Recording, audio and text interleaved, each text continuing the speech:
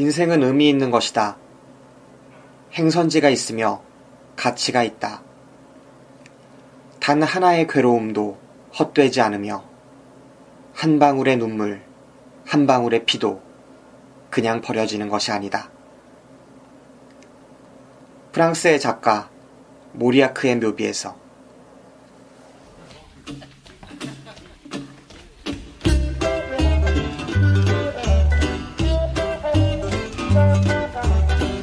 I'm just a desperado, craving you so desperately.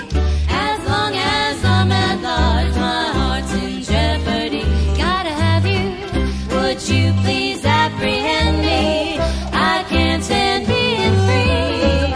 Keep me in your custody, under lock and key. I'm so tired of running, when it's clear I can't escape these thoughts of you that keep dogging me. Just like a shadow, you know I'd surrender if you could guarantee I would be your lifelong captive, take away my liberty. 더 쉽게, 더 즐겁게, 그리고 더. 안녕하세요. 오늘도 따끈따끈한 최신 영화를 특급으로 배송해드립니다. 당일 배송 영화방 김기사 인사드립니다. 안녕하세요. 관기사입니다. 네, 관기사와 함께 진행할 당일 배송 영화방 제57방. 네. 영화는 리처드 링클레이터 감독의 2014년작 보이우드입니다. 관기사와 함께 제가 보고 왔죠? 네, 좋은 시간이었습니다. 네, 지난주에 함께 보고 왔는데 손잡고 가서 보고 왔잖아요. 어깨동무했던 것 같은데. 네, 목동 메가박스에 테이블관이라고 있어요. 네, 그죠. 네, 테이블관에 가서 앞에 테이블이 조그맣게 있잖아요. 그래서 그 밑에 우리 하나로마트 가가지고 함께 장을 본 다음에 거기에다가 봉지과자 여러 개 뜯어놓고 봤습니다. 맞아요. 어땠어요, 테이블관? 일단은 테이블관 자체 의도는 좋은 것 같아요. 좋은 것 같은데 우리가 과자를 먹었잖아요. 네. 선택이 미스였던 게 아닌가. 먹는 내내 신경 쓰이더라고. 어떤 점이요? 과자 먹는 소리 날까봐. 아, 다른 사람한테 피해를 줄까봐? 그죠. 그렇지.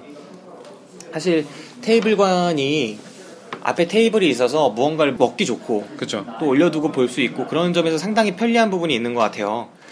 하지만 과자가 약간 봉지지가 부스럭부스럭거리고 이런 부분에서 약간 저희가 주의를 좀 기울여야 하는 부분이 있었죠. 치킨을 시켰어야 됐어. 치킨을 냄새나잖아. 냄새는 괜찮지. 그래요? 전 반대인데 차라리 소리가 그래요? 날 것 같은데. 막 거기서 포테이토 그 튀김 먹는 사람 있잖아요. 감자튀김. 아, 네. 포테이토 튀김한 게 이상하게 나오네. 그지? 네 영화관에 있는 스트로우 가져가세요. 스트로우. 이런 거랑 똑같아. 리드 덮으세요. 뭐 이런 거. 네. 진짜 그러고 보니까 요즘 네. 영화 체인이라고 하죠. 멀티플렉스. 그죠. CGV도 그렇고 메가박스도 그렇고 그다음에 롯데시네마 이런 거 가면 공통적으로 그 빨대 가져가는데 다 스트로우 가져가세요. 이렇게 써 있어요. 스트로우는 맞다, 여기 맞다. 있습니다. 그걸 처음 본 게 우리 명동이었던 것 같아요. 명동이요? 슬기로운 해법 볼 때. 아, 그 명동 피카디리 극장에서? 할아버지들 되게 많이 왔을 때. 네네. 맞나? 처음으로 우리가 의식하고 봤었죠. 맞아요. 그러니까 저 수많은 할아버지들이 거기서 빨대를 가져가긴 하는데 네. 그 위에 크게 붙어있는 스트로우는 여기에 있습니다라는 문구가 과연 그분들을 위한 것인가 맞아요. 좀 의문이 들더라고요. 그럼 무시하는 건 아니에요, 그죠? 네, 그렇죠. 차라리 네. 치킨 이런 거는 네. 이미 들어와서 외래어지만 한국어화 됐잖아요. 그죠? 그래서 치킨을 모르는 사람이 없지만 스트로우는 아직 그렇게 보기에는 무리가 있는 단어고 왜 영화관에서 자꾸 스트로우 여기에 있습니다 이렇게 쓰는지 모르겠더라고요. 맞아요. 제가 볼 땐 좀 불친절한 것 같아요, 극장이. 스트로우라고 쓰면 좀 있어 보이나? 세련돼 보이나? 세련돼 보이고. 좀 뭔가- 모르겠어요. 피자라고 하면 안 되고 피자라고 해야 되고 어우린지 이래야 되고 그건 좀 심했다. 미역 이래야 되고 미역. 미역 이래야 되는 것 같은 그런 흐물거리네, 느낌이 뭔가 있어요. 느낌. 네. 아무튼 그 스트로우를 저희가 안 갖고 갔죠. 음료수는 그냥 병째 들고. 그죠? 네, 테이블 M관에 가서 같이 보이우드를 봤습니다. 네. 관 기사가 사실 이 영화를 저한테 추천했잖아요. 제가 추천한 게 아니라 알려줬죠. 되게 추천이지. 추천은 저한테 바람을 넣었잖아요. 보라고 한 건 거고. 네. 저는 그냥 이 보이우드의 평점이 높더라. 궁금하지 않느냐. 역대 처음으로 평론가 평점도 거의 9점대고 그죠. 관람객 평점도 9점대다. 그죠. 이렇게 말을 해서 제가 정말 기대를 하면서 함께 봤습니다. 네. 그리고 보고 나와서 감흥이 상당히 쌉싸름했어요. 근데 언제 뭐 평론가를 믿었나요? 그렇게 많이 신뢰하진 않았는데 네이버에 보면은 네. 거의 10명 정도의 평론가가 한 목소리를 내고 있어요. 다 10점 내진 9점. 그러면서 때로 어떤 영화인 평가가 무의미하다 막 이렇게 써놓고. 그럼 평소에는 평론가를 무시하는 편인가요? 네, 별로 많이 무시하죠. 그렇게 믿는 편은 아닌데 네. 이번 평론가는 좀 심한 것 같아요. 결과만 말씀드릴 때 과연 보이후드가 이제껏 없었던 전례 없을 만큼 그런 고평가를 받을 만한 영화였던가 맞아요. 하는 의문이 좀 들었습니다. 관계자와 함께 보고 온 영화 네. 보이후드에 대한 본격적인 이야기를 나누기에 앞서서 네. 간략하게 하나 이야기를 하고 싶은 게 있어요. 네. 오늘 녹음일이 11월 10일 월요일이잖아요. 그죠. 이번 주 목요일이죠. 11월 13일 목요일 날 수학능력 시험이 있습니다. 네. 네, 관계사 수학능력 시험 봤던 네. 기억 나세요? 잊어먹을 수가 없습니다. 네, 어땠어요? 잘 봤어요. 네, 잘 봤겠죠. 아침에 언어 능력 보고. 아침에 언어 능력 보고. 네. 근데 제가 긴장을 좀 많이 해서 네. 항상 기억 남는 게 언어 영역 시험에 화장실을 3번 갔다 왔어요. 시험 보는 중간에. 네. 수학 시간 내도 한 번 갔다 오고. 큰 이벤트네. 네. 그래서 제가 오전 시험을 진짜 못 봤어요. 평소에 비해서. 네네. 그래서 안타깝기도 했는데 끝나고 나니까 후련하더라고요.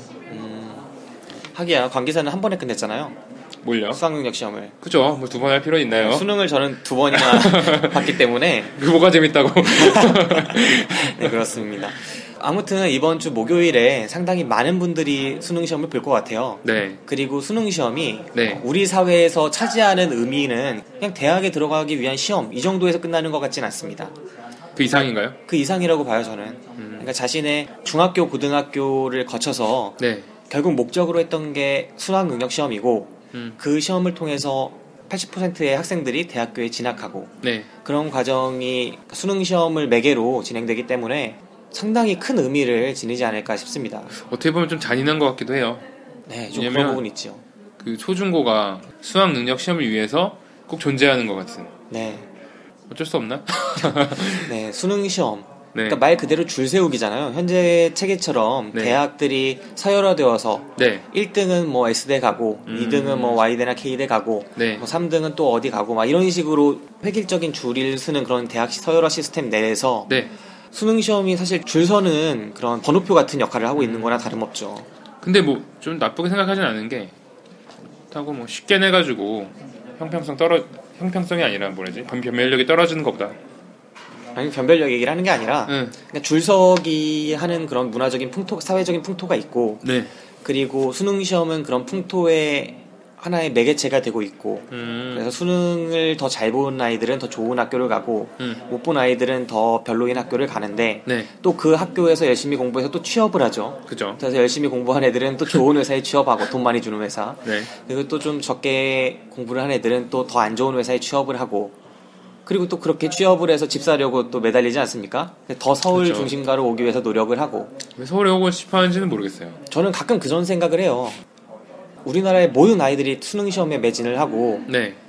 또 그렇게 해서 모든 아이들이 더 좋은 회사에 들어가기 위해서 노력을 하고 또 모든 아이들이 또 서울에 집을 사고 또 뭐를 하기 위해서 노력을 하고 더 잘 살고 싶어 하는 거죠. 전 국민의 절반이 수도권에 사는데 네. 또 그 수도권의 절반이 서울 산다는 얘기가 있잖아요.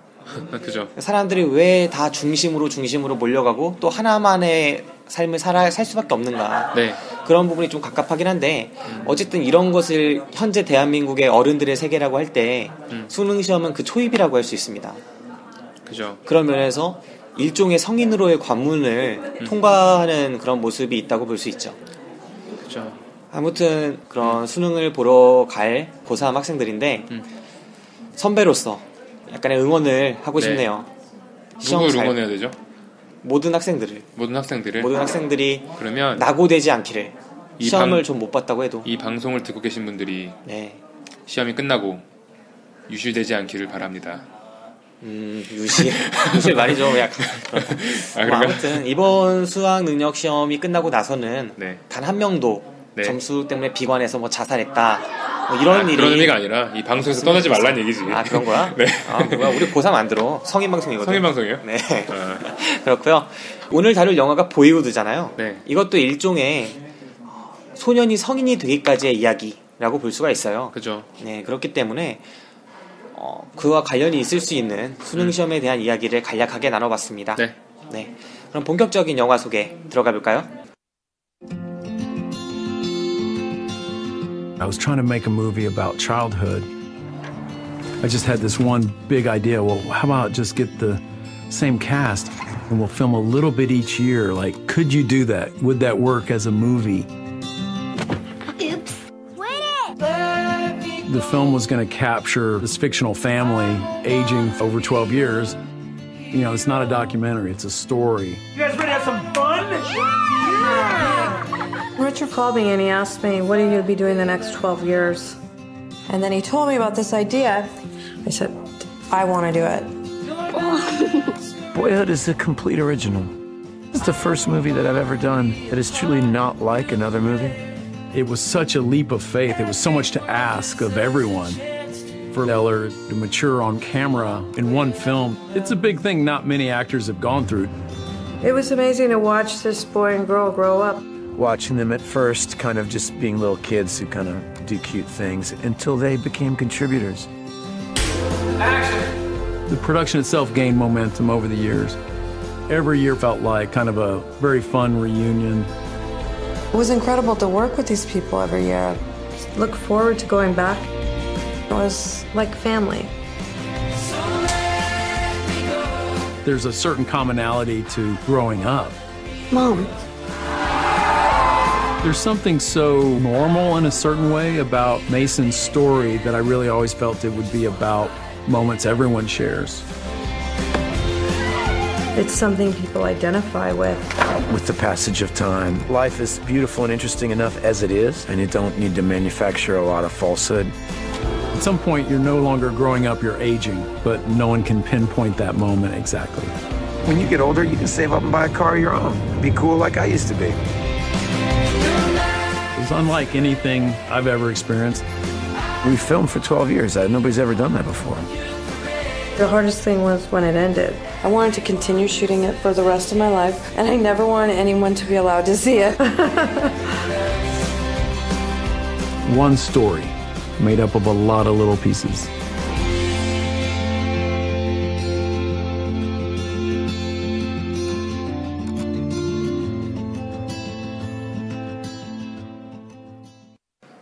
여섯 살 메이슨 주니어와 그의 누나 사만다는 싱글맘인 올리비아와 텍사스에 살고 있습니다.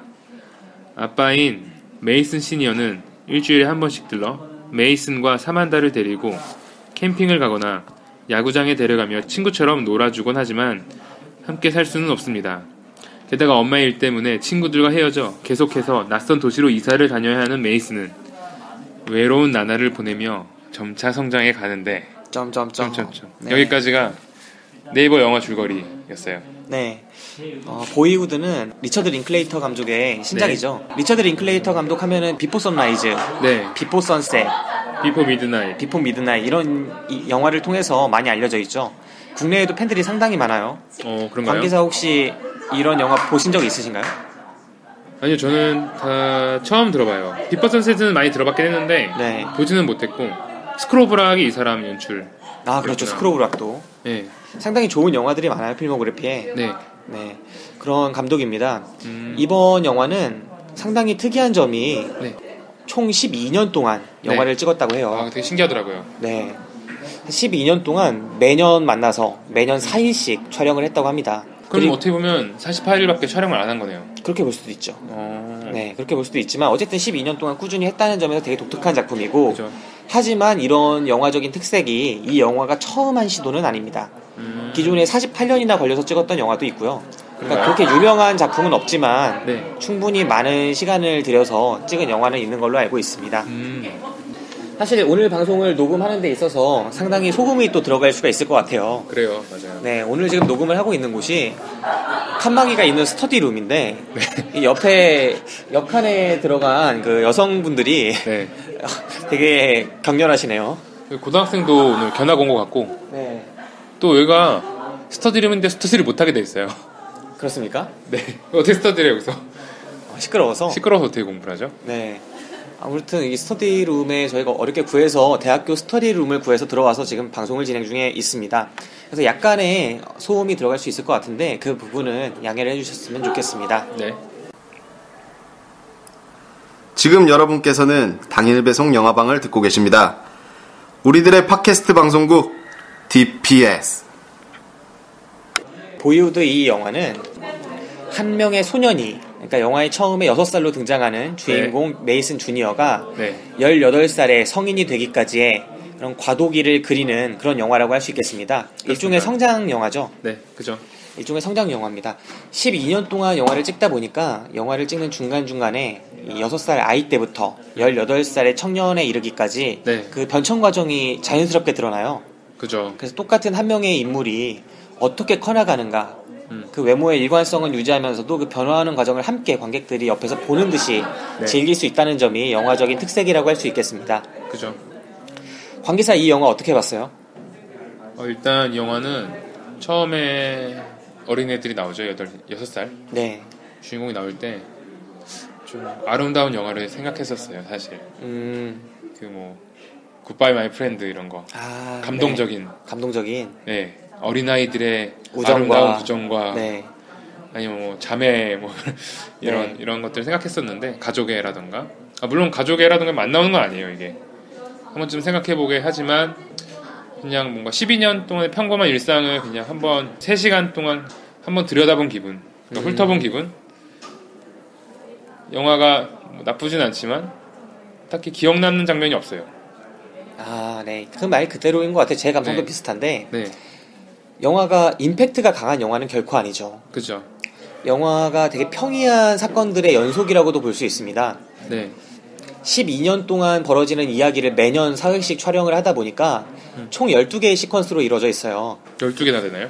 네, 시퀀스가 총 12개입니다. 그래서 메이슨 주니어의 6살 때의 시퀀스, 네. 7살 때의 시퀀스, 8살 때의 시퀀스, 이렇게 시퀀스 사이에 1년씩의 차이를 두고 총 12개의 시퀀스가 있습니다. 네, 그리고 12개의 시퀀스 각각은 강한 임팩트를 주는 그런 특별한 사건보다는 좀 일상 속에서 평이하게 일어날 수 있는 그죠. 이야기들을 그 메이슨 주니어라는 한 아이의 관점에서 담담하게 그려내고 있는 그런 영화라고 할 수 있겠습니다. 그죠. 그래서 이 아이가 어떻게 커나가는지를 정말 담담하게 보여주고요. 그래서 박 기사 같은 경우에는 이 영화를 가리켜서 박 기사의 이제 지인분이 남의 일기장을 훔쳐보는 느낌이다. 아, 별로 막 흥미롭지도 않은 남의 일기장을 훔쳐보는 느낌이다라고 하셨는데 네. 저는 그 말이 꼭 어울린다고 생각을 합니다. 개인적으로 이 영화의 가장 큰 특색이라고 한다면 리얼리티와 그 다음에 판타지가 상존하고 있는 영화라고 생각을 해요. 여기 판타지가 있었나요? 그러니까 픽션이라는 말이죠. 아, 그러니까 영화가 리처드 링클레이터 감독이 각본을 써서 만들어낸 극영화잖아요. 그죠. 그러니까 이 앨런 콜트레인이라는 아이가 커나가는 12년 동안의 이야기를 다큐멘터리적으로 찍어낸 게 아니라 한 아이의 이야기를 자기가 각본을 써서 그대로 연기를 하게 한 영화입니다. 하지만 동시에 특색이 그런 연기를 한 명의 배우가 6살 때부터 18살에 이르기까지 그 커나가는 과정 속에서 자연스럽게 담아냈다는 점이 특색이 있는 거죠. 맞아요. 보통의 경우에는 이런 비슷한 스토리를 배우들을 아역을 씀으로써 한 2-3명을 기용을 해서 소년시대, 그 다음 청년, 이제 성인이 되기까지의 배우들을 갈아치우면서 그런 영화를 찍어낼 텐데 이 영화는 똑같이 한 명의 배우를 자연스럽게 키워나간다는 점에서 네. 특색이 있는 거죠. 그 점에서 그죠. 판타지와 리얼리티가 상존하고 있는 영화라고 생각을 해요. 만약에 이 영화를 내가 미국 사람이었으면 좀 공감을 하지 않았을까 하는 생각을 또 했어요. 미국 사람이었으면 네. 어떤 점에서요? 그냥 자기가 어렸을 때 살아왔던 모습들을 이 영화를 통해서 다시 한번 볼 수 있지 않았나. 나이가 들었던 사람이면, 네. 그리고 나이가 뭐 어린 고등학생이라든 중학생이라면 이게 어떻게 보면 소년이 성장을 하는 거잖아요. 네. 그러니까 그런 성장 과정을 보면서 자기도 뭔가 좀 깨닫는 게 있지 않았을까. 꿈에 대해서, 뭐 자기가 하고 싶은 거에 대해서, 뭐 이런. 어떻게 보면 이 소년도 어떤 특정한 불안감도 많이 느끼고 있잖아요. 다른 사람들이 자기한테만 뭐라고 하는 것 같고, 자기가 하고 싶은 게 있는데 주변에서 자꾸 뭐라고 하고. 그러니까 그 같은 꿈을 꾸고 있는 학생, 미국에서 공부하고 있는, 미국에 살고 있는 학생들은 이걸 보고 어느 정도 공감을 얻지 않았을까. 네. 그럴 만한 부분이 상당히 많다고 생각을 해요. 그리고 네. 이 영화가 공감을 의도하는 부분들도 있다고 생각을 합니다. 그러니까 영화에서 되게 특색이라고 할 만한 점이 네. 시대상을 파악할 수 있는 장면들이 꼭 한 시퀀스에 한두 개씩은 나와요. 그러게요. 그러니까 어떤 사용하는 전자기기도 그렇고 네. 그리고 페이스북이나 네. 그다음에 휴대폰이 폴더폰이 스마트폰으로 변하는 거나 네. 그다음에 맥케인과 오바마의 선거 관련해서 나오는 것들이나 네. 여러 가지 시대상을 보여주는 그런 설정들, 디테일들 그런 것들이 많이 나오거든요. 네. 관계자가 좀 주목해서 본 이런 부분이 있나요? 저는 일단 처음에 시작했을 때 네. 카세트 테이프. 네네. 있나요? 그죠? 네. 카세트 테이프를 들었고 또 마지막에 아이폰을 써요. 그러니까 네. 폴더폰을 쓰다가 마지막 12년 뒤에는 네. 아이폰을 쓰고 있죠. 그렇죠. 가장 최근 거. 네, 그런 부분이 많이 나오고 또 이제 여자친구랑 네. 처음 사귀었던 여자친구인 것 같은데 그 금발머리 여자 있잖아요. 이번에 네. 그 애랑 이름이 신아. 이름이 신아. 네, 신아. 이름이 되게 특이해서 기억해요. 그 신아라는 신아. 애랑 같이 존 신아. 신아라는 애랑 같이 이제 차를 타고 네. 도시로 나가는데 네. 그때 페이스북에 대한 이야기를 해요. 그래서 그쵸. 페이스북에서 누가 있어 보이려고 튀어 보이려고 자기가 탈퇴를 했다. 걔가 좀 이상하다. 네. 뭐 이런 얘기를 되게 하죠. 그리고 왕따가 됐다 그러죠? 네, 거의. 페이스북에서 탈퇴해가지고 왕따가 된 아이의 이야기를 하는데, 이렇게 튀려 그래. 네, 되게 문화적인 격세지감을 저희가 느끼는. 조심해야 돼. 네. 페이스북 탈퇴할 때도 튀려 그러는 게 아니라는 걸 보여줘야 돼. 우리 때로 치면은 싸이월드쯤 되려나? 아, 그럴 수 있겠다. 아니면 뭐 프리첼이라고. 프리첼은 그 정도는 안 컸으니까 싸이월드. 우리는 뭐였지?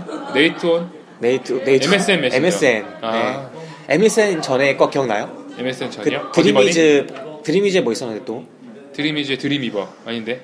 버디버디도 있었고 버디버디 드림이즈에 또 뭐 있었어요? 그때 막 하두리 할 때.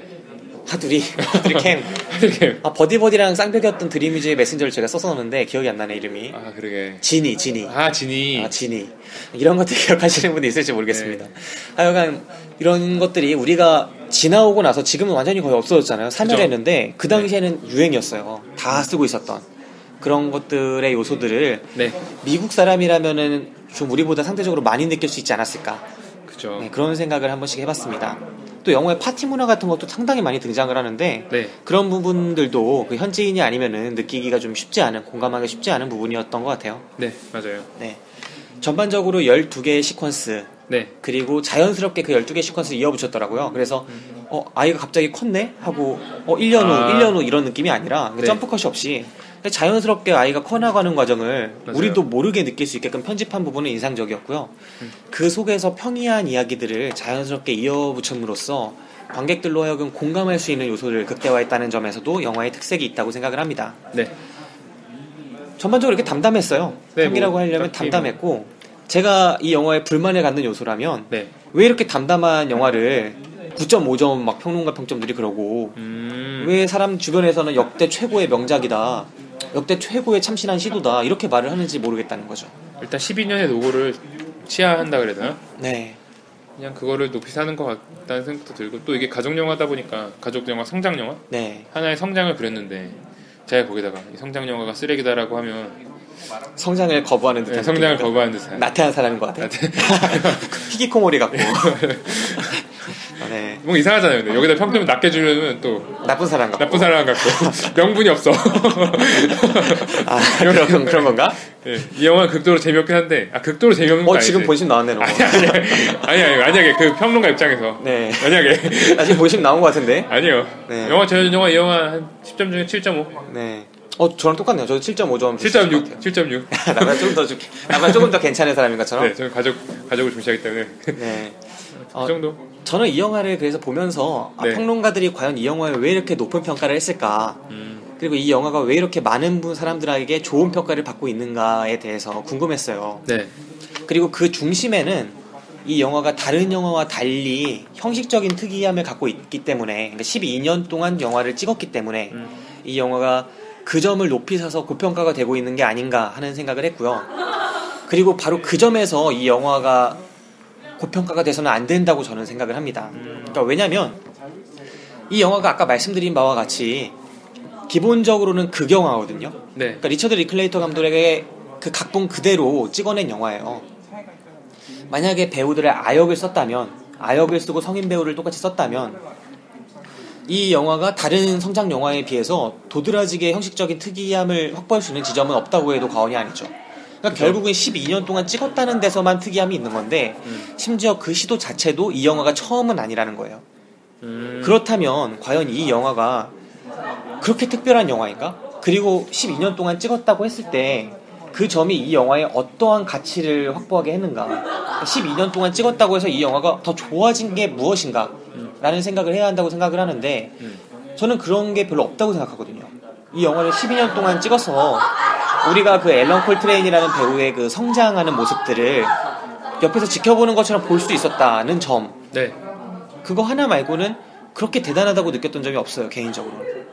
관계사는 어땠어요? 좀 괜찮은 부분이 많았나요? 저는 지금 알았는데 이 감독이 자기 딸을 영화에 출연시켰잖아요. 그렇죠, 로렐라이. 네, 로렐라이. 지금 알았는데 똑같이 생겼어요. 그 여기지 너. 여기지. 아니 여기 아니라 감독 감독이랑 똑같이 생겼다 사진을 봤는데 네. 그 여자랑 완전 똑같잖아요, 그죠? 아 비슷하네. 눈매하며 지금 사진을 보니까 비슷하네. 네. 뒤에는 똑같긴 했는데 네. 이 점이 놀랍네요. 아니 영화 보고 사실 영화가 뭐 의미가 크게 있다라기보다는 생각할 거리는 좀 줬던 것 같아요. 왜냐면 일단 영화 배경이 처음에 6살 때 나오잖아요. 근데 엄마가 되게 젊어요. 그렇죠. 엄마가 대학교 학생이죠. 네. 대학교 학생인데 왜 그러냐면 그러니까 어렸을 때는 거야 아이를, 그죠? 네. 배경이 23살인가에 23살 낳았다고 나와요. 때, 대학교 네. 때 눈 맞아서. 네, 잘 뭣도 모르고 임신을 해서 결혼을 하고, 그러니까 준비가 안 된 상태에서 결혼을 한 다음에 네. 이제 이혼을 하고 나서 영화가 이제 시작되는 거죠, 어떻게 보면. 그렇죠. 네. 근데 이혼한 그 남편은 계속 자식들을 찾아와서 놀아주는 장면도 나오고, 또 그 남자가 또 새로운 가정을 꾸려서 행복하게 살아가는 모습도 나오고, 또 그 여자는 또 다른 남자를 만나고 네. 재혼을 하고 이혼을 하고 재혼을 하고. 네. 그러니까 이게 어떻게 보면 미국의 어떤 문화를 보여주는 게 아닐까. 그러니까 이혼도 많이 하고 재혼도 많이 하는. 그리고 좀 뭔가 준비 안 된 부부가 쉽게 아이를 다시 가지기도 하고. 아이를 갖고 다시 이제 또 성장을 해서 새로 완벽하다기보다는 또 아름다운 가정을 잘 꾸려나가는. 네. 그런 면에서 우리보다는 좀 시행착오가 많은. 네, 그죠. 우리 문화에는 좀 결혼이라는 과문을 좀 높게 생각하고, 네, 그걸 하고 나서 가족 계획을 갖고 이런 것들이 상대적으로 더 일반적인데. 네, 그죠. 그리고 영화가 나오면 약간 극단적이잖아요, 사실. 네. 재미를 부여하기 물론 우리나라에서도 미혼모들도 많고, 네, 그 혼전 임신도 많지만 속도 위반이라고 하는. 하여튼 미국은 좀 더 그게 일반화되어 있었으니까. 네, 네, 그 점에서 말씀하신 거죠. 네, 사실 별거 아닌 얘기인데 그냥 그런 평범한 얘기를 담아내면서 네. 사람들이 어떻게 변했는지 좀 극적으로 보여주지 않았던 면에서 좀 오히려 대단했던 게 아닌가, 더 볼만했던 게 아닌가. 우리 삶에 좀 더 가까이. 네, 다 가까이 와서. 네. 아까는 평범하다고 했지만 또 어떻게 보면은 그런 문제들이 그렇게 또 평범한 문제는 아니잖아요. 네. 근데 그런 걸 또 어떻게 또 잘 영화에 녹여내겠다는 게 네. 설명이 됐는지 모르겠네. 네. 누군가는 제대로 이해했겠죠. 네? 네.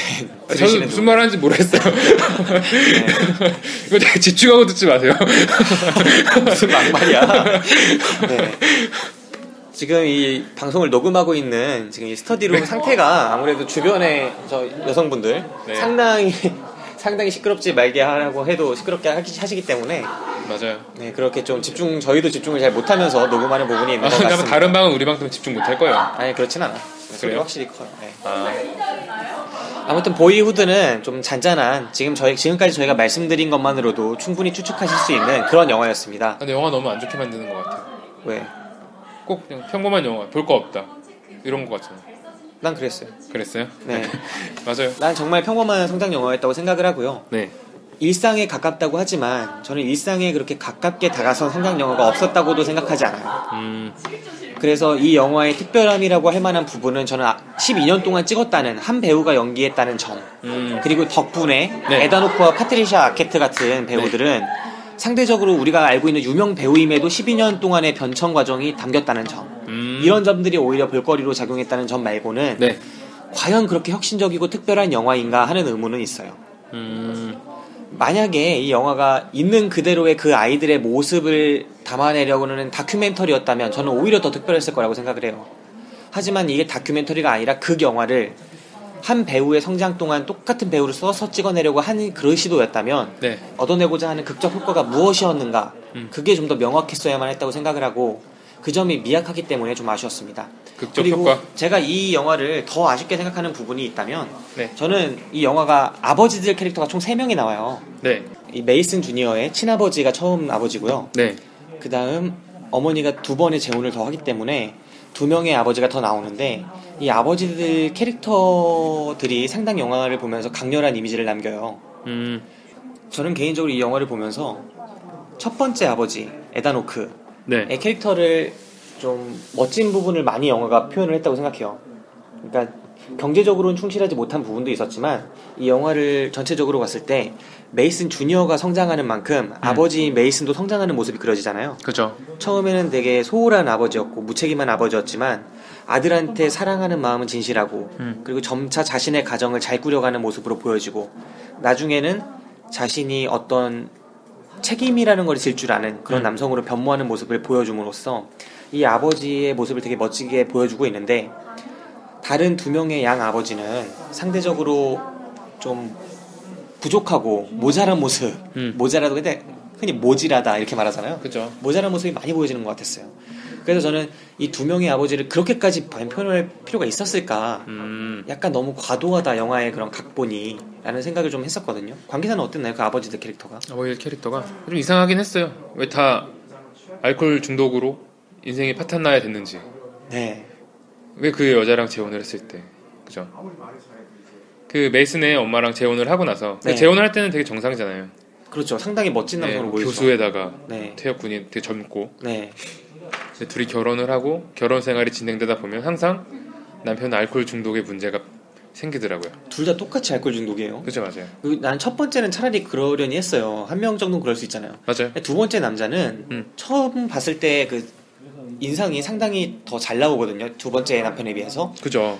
되게 멋있고 자신의 생각도 확고하고 자기가 벌어서 자신의 차를 샀고 자기가 벌어서 자기 학비를 냈고 네. 그 돈을 벌기 위해서 이라크에 참전도 했었고 그죠. 그러면서도 이제 진보적인 그런 생각들을 지지하는 부분도 있었고 뭐 그런 남자였는데 이 남자가 결혼한 지 몇 년 지나지 않아서 비춰지는 모습은 거의 알코올 중독에 약간 못난 남자처럼 보여져요. 네, 알코올 중독에 집에서 맨날 술만 마시는. 네. 앉아가지고 맥주 한 잔 마시고. 그렇죠. 그러니까 좀 뭐랄까 막 나가서 해프게 노는 게 아니라 좀 검소했으니까 네. 집에서 맥주 마시면서 그냥 슬퍼 보여요. 왠지 모르겠어요. 약간 영화 속에서 그려지는 게 이 주인공인 메이슨 주니어와 한번 트러블을 일으키는 장면이 그려지잖아요. 네. 그 장면에서 되게 강압적인 그런 보수적인 아버지로서 그려지는데 그죠. 우리나라 문화권에서 보면은 그 장면을 아버지가 충분히 그럴 수 있다라고 있을 수 있을 것 같은데 네. 또 그 영화 속에 보여지는 느낌은 되게 강압적인 것처럼 그려지죠. 그죠. 사실 당연한 말 하는 거잖아요. 우리 입장에서. 네. 그렇지 않아요? 근데 약간 그럼 그게 다른 것 같아요. 메이슨 입장에 네. 사실 자기 진짜 아버지라고 인정을 안 하는 게 아닐까. 그러니까 엄마가 사랑하는 사람이지 네. 내 아빠가 아니다라고 이제 생각을 할 수도 있지 않을까요? 네, 그럴 수도 있겠네요. 그러니까 영화를 관통하는 어리지만. 메이슨의 캐릭터는 사실 일관되잖아요. 네. 되게 세상을 관조하는 듯한 느낌. 세상에 자기가 맞아요. 몰입해서 뛰어들어서 열심히 살아가는 느낌이 아니라 네. 모든 건 다 부질없다, 의미 없다 이 말을 입에 붙이고 살잖아요. 네. 다 의미 없다고. 자기 사진도 의미가 없고 모든 건 다 의미도 없고 관심도 없고 열정도 없고 그냥 그저 살아갈 뿐인 그죠 살아갈 뿐. 네, 그런 캐릭터이기 때문에 네. 이 캐릭터와 그런 아버지들의 간의 갈등도 있었고 네. 그런 것들이 영화가 두드러지게 보여주는 그런 이야기들이 아니었던가 싶습니다. 그래서 저는 개인적으로 이 아버지들과 메이슨의 갈등을 통해서 이 나머지 두 명의 아버지가 너무 안 좋게 그려진 건 아닌가. 그게 너무 자연스럽지 못했던 것 같아요, 개인적으로. 맞아요. 너무 가혹한. 부성을 꼭 그렇게 영화가 표현할 그 각본이 과연 의미가 있었을까. 그 점도 아쉬웠습니다. 저는 이래서 이 영화가 아쉬운 점이 많았고 오히려 감동적이라거나 아름답다거나 혹은 매력적으로 느껴졌던 부분들이 적었다고 생각합니다. 자, 이 영화에 대해서 더 많은 말을 나눠보는 건 별로 의미가 없을 것 같아요. 관계사도 저도 그렇고 많이 느낀 영화는 아니었으니까요. 하나 느꼈어요. 하나. 뭘 느꼈습니까? 그거 아세요? 순간이 우리를 잡고 있는 거라고. 그 맞죠. 그러니까 우리가 시간을 잡는 게 아니라 네. 난 그것도 개소리 같아요. 그죠. 개소리지. 네, 솔직히 개소리지. 아무튼 개똥철학도 들어있고 네, 맞아요. 그랬어요. 궁금하면 영화 한번 보세요. 네. 별로 개인적으로는 별로라고 생각하는 그런 영화입니다. 자, 관계사 이 영화에서 좋은 배우, 못쓸 배우 한번 뽑아볼까요? 좋은 배우는 에단 호크를 뽑고 싶습니다. 어땠나요?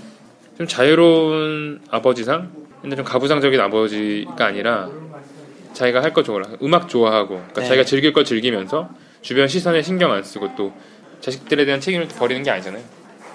그러니까 또 미묘한 시대에 있는 아버지상을 잘 연기한 것 같아요. 그냥 그 엄마는 좀 누구나 알 수 있잖아요, 캐릭터가. 네. 물론 아빠도 알 수 있지만 좀 되게 미묘한 것 같아요. 네. 딱 시대를 대표하는 캐릭터들이었죠. 네, 그죠. 그러니까 아버지 세대의 시대를 대표할 만한 그런 퇴역 군인과 교수와 네. 뭐 여러 그 교수 같은 캐릭터도 되게 강압적이잖아요. 네. 강압적이고 집에서는 아이들을 좀 함부로 대하고 네, 맞아요. 그리고 먼지털이 딱 그 먼지털이라는 게 시대를 상징하잖아요. 군대인 줄 알았어. 정말 쓸모없는 네. 청소도구잖아요, 먼지털이가. 그죠. 이 시대에는. 근데 옛날에는 쓸모가 있었던. 그러니까 세대 격차 이런 것들을 영화가 잘 보여주고 있었던 것 같습니다. 지금 왜 쓸모없죠? 지금은 집에서 먼지를 많이 털지 않잖아요. 그냥 청소기로 몇 번 돌리고 아니면은 청소기가 없다고 해도 쓰레받기로 이렇게 청소하는 정도지. 먼지털이는 옛날에 귀족 되게 집 크고 대형주택 살던 시대에 옛날에 청소도구라는 느낌이 강하죠. 그래서 그 극 중에서 애들이 그러잖아요. 먼지털이는 정말 쓸모가 없어요. 근데 아버지는 그냥 털라 그러고. 네. 그리고 나중에 아버지 같은 경우에도 그 시대의 자수성가한 아버지상을 상징하는 게 아닌가. 네, 그래서 여러 가지의 세대차 이런 것도 잘 보여주는 부분도 있었다고 생각을 합니다. 저는 좋았던 배우가 조이 그레이엄이에요. 조이 그레이엄. 첫 번째 여자친구 그 신아. 아, 신아가 나는 이쁘더라고. 신아. 그래서 영화가 되게 정이 안 가는 영화였는데 신아 나쁜 년인데. 나는 신아가 나올 때마다 정이 갔어요. 그 바람 폈잖아요, 사실. 네, 그죠.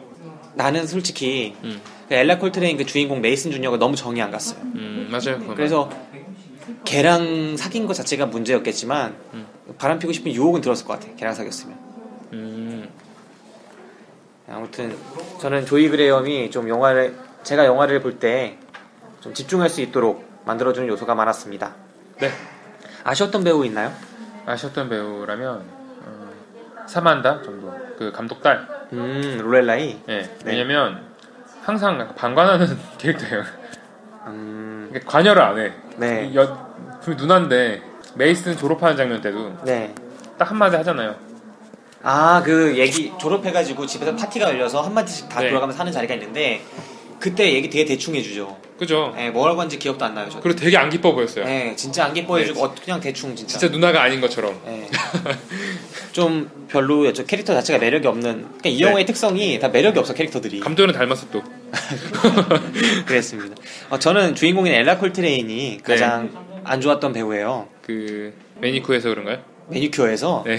그것만이 아니라 난 이 영화가 성장 영화라고는 하는데 사실 영화가 주인공이 성장을 했는지가 의문이에요. 아, 전 성장을 안 한 것 같아요. 오히려 성장을 한 거는 에다노크 캐릭터지. 네.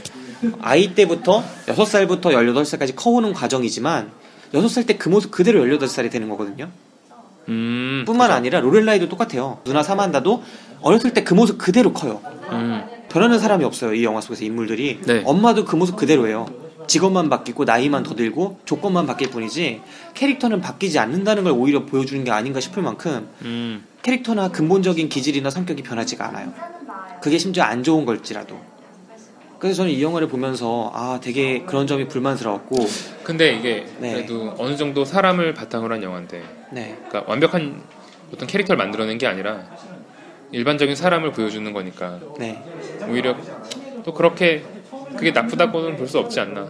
그래도 극 영화고 초점을 잡아서 찍어낸 영화니만큼 네. 저는 좀 더 어떤 주제의식이 담길 수 있다면 좋지 않을까라고 생각을 했어요. 근데 이 영화가 혹시 그게 주제 아닐까요? 그게 주제라면 더 불만이라는 거죠. 그게 주제가 아니어도 불만이고 주제라도 불만이라는 거예요. 그러니까 이 영화가 만약 인간이 변하지 않는다 네. 라는 거를 주제로 삼았다면, 그래서 인간은 이렇게 태어난 인간이 이렇게 살 수밖에 없다라는 걸 주제로 삼았다면 주제 자체가 저는 불만이고. 저는 그거보단 변하지 않는다보다는 네. 좀 다른 것 같아요. 그냥 다른 것도 인정받을 수 있는데 변하지만 극단적으로 변하는 게 아니라는 거죠. 조금씩. 그러니까 그 아이가 옳은 방향대로 변해가는. 그러니까 모든 게 옳게 되는. 뭐가 옳아? 그러니까 잘못한 짓을 하는 건 아니잖아요. 사실 아이가 잘못된 짓을 그죠. 도덕적으로라든가 네. 뭐 범죄를 저지른다든가. 네. 그러니까 자기 스스로 답을 찾고 또 완벽하진 않지만 스스로 자기를 완성해 나가는 게 아닐까. 그렇게 어렸을 때 성격 그대로가 남아있긴 하지만 그렇다고 해서 안 좋은 건 아니지 않나. 저는 안 좋다고 생각해요. 그래요? 애 성격이 그렇기 때문에 네. 세상을 대하는 방식에서 되게 왜곡된 부분들이 많잖아요. 잘 풀어갈 수 있는 상황에도 불구하고 괜히 엇나간다거나, 그리고 사실을 직시하지 않고 제대로 된 성장을 하지도 못하는 장면들도 나오고. 예를 들면은 어른들과의 대면에서 그게 두드러졌다고 생각을 하거든요. 그러니까 암실에서의 선생님과의 대화, 그러니까 넌 럭비에 가서 넌 지금 어떻게 해야 되는데 너는 그걸 피하고 지금 암실에 숨어들어서 있지 않냐. 네. 넌 럭비장 가서 사진 제대로 찍어와라. 지금은 나의 잔소리가 정말 듣기 싫겠지만 10년 지나서는 오늘의 이 암실에서의 대화를 정말 기쁘게 고맙게 기억할 거다. 이렇게 말해주는 그 선생님과의 대화에서도 그렇고 또 아버지와 양아버지들과의 대화에서도 그렇고 이 아이가 진짜 중요했던 대화를 하는 순간들은 자기 때문에 벌어지는 거가 아니거든요. 네. 주변에서 어른들이 얘한테 어렵게 접근을 해서 말해주는 게 대부분이고 아이는 계속 그거를 외면해요. 근데 저는 그게 이 아이의 잘못된 선택들 때문이라고 생각을 하고 네. 영화가 그 부분을 계속 보여줌으로써 과연 얻고자 하는 게 무엇인가 하는 의문이 들어요. 영화적으로 말하고 있는 게 저는 없다고 생각하거든요. 이 영화가 무언가를 명확하게 이야기를 하는 영화, 주장을 하는 영화, 그런 영화가 아니기 때문에 영화를 보시는 분들마다 평이 다 다르실 수 있을 것 같아요. 많이 공감하신 분들은 좀 자신의 이야기를 떠올리면서 자신의 성장 과정을 떠올리면서 눈물 한 방울 흘릴 수도 있을 것 같고 아닌 분들은 하나도 공감 못하면서 남의 일기장 보는 느낌을 받으실 수 있고 네. 저의 경우는 개인적으로 후자였습니다. 후자. 공감을 못했다고요. 네, 알겠습니다. 네, 그랬습니다. 제가 아쉬웠던 배우는 그래서 엘라 콜트레인입니다. 영화 네. 추천 비추천 시간으로 가죠. 네. 관계사 이 영화 추천하시겠어요? 일단은 추천은 좀 오버한 것 같아요. 왜 비추천하기엔 또 영화가 나쁘진 않고. 네. 그래서 그 사이니까 그냥 네, 보말. 왜냐면 이 영화가 뭐 딱 보고 기분 나쁜 영화는 아니거든요. 네. 그냥 총평 영화- 한번 해보세요 이번에 그러면 어떤 영화였는지. 총평. 나에게 있어서 이 영화는 이런 영화였다. 나에게 있어서 이 영화는 붕어빵이다. 뭐 이렇게. 그냥 하고 싶은 대로 하세요. 네. 그냥 미국 사람의 성장기 이 정도.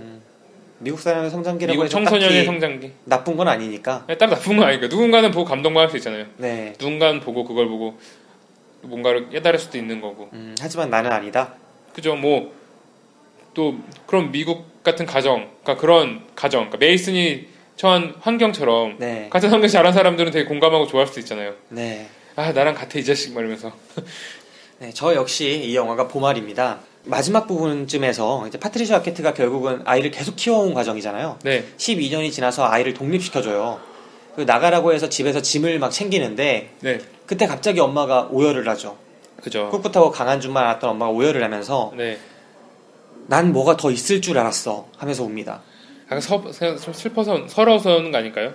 그죠. 그러니까 나는 내 인생 자체도 서럽다는 거죠. 그러니까 자신의 인생 자체도. 왜냐면 아이를 독립시키고 뭔가 더 있을 줄 알았는데 사실 내가 그렇게 길러오면서 이렇게 독립을 시키고 막상 시키는 날이 오고 보니까 아무것도 아니었다는 거예요. 실제 그게 부모의 마음 아닐까요? 어떤 부모의 마음이라고 생각해요? 실제 모든 부모의 마음이 아니라 그러니까 어떤 부모의 마음? 왜냐면 비슷한 감정을 남자가 군대 가면 어머니들이 그 소포를 받으면 운다고 하잖아요. 네. 군대 가면 사복을 이제 챙겨가지고 소포를 보내는데 네. 그걸 딱 받는 순간 운다고 하더라고요. 그런 거 이제 아들을 이제 독립시켰다. 이 영화에서 엄마가 울었을 때 네.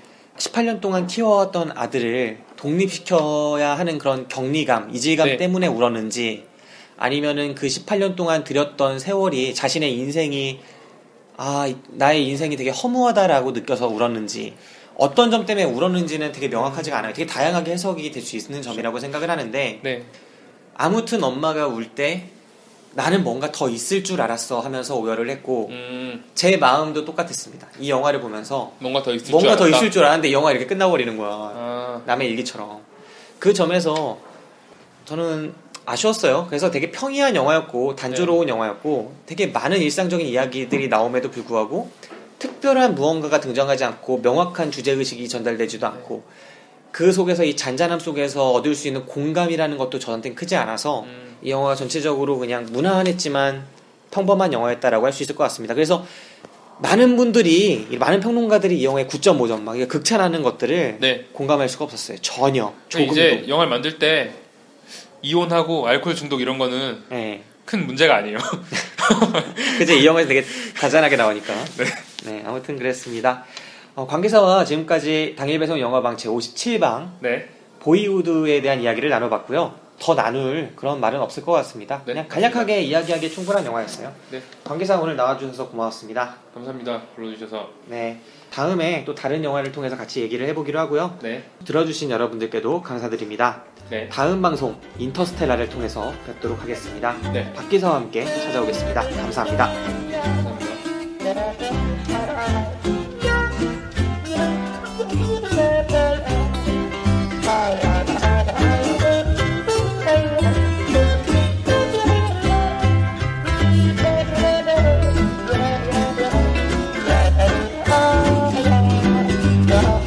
I'm just a desperado. Oh, baby, can't you see?